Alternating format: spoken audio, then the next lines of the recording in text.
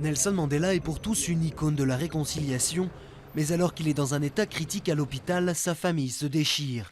16 de ses descendants sont en guerre contre Mandla Mandela, chef du clan et petit-fils de Nelson Mandela. L'enjeu, faire revenir les tombes de 3 enfants décédés de Nelson Mandela dans son village de Kounou. Kounou, où l'ancien président sud-africain souhaite être enterré. Mais son petit-fils a déplacé les tombes des enfants à Mvezo en 2011, à une trentaine de kilomètres de Kounou, là où il s'est installé avec sa famille. Le tribunal lui a donné tort. Les tombes devront revenir à Kounou, une nouvelle discorde dans une famille déjà déchirée sur l'héritage familial. Mandela était un père absent parce qu'il était sur Robben Island. Il a passé 27 ans en prison. Ça vous donne des enfants qui n'ont pas passé assez de temps avec leur père. Sa première fille, Magazizé, a dit à un tabloïd anglais dans une interview récente qu'elle ne savait pas si son père l'aimait. Imaginez-vous une jeune fille qui ne sait pas si son père l'aime.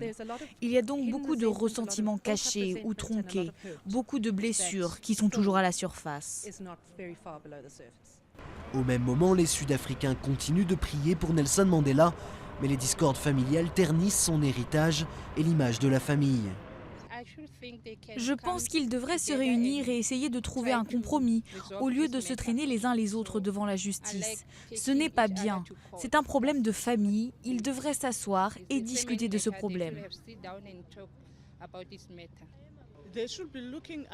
Ils devraient s'occuper de Mandela puisqu'il est encore à l'hôpital.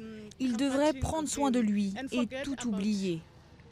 Quelques heures après la décision de justice, la police et les corbillards étaient dans la propriété de Mandela. Ils ont déterré les cercueils et les ont emmenés.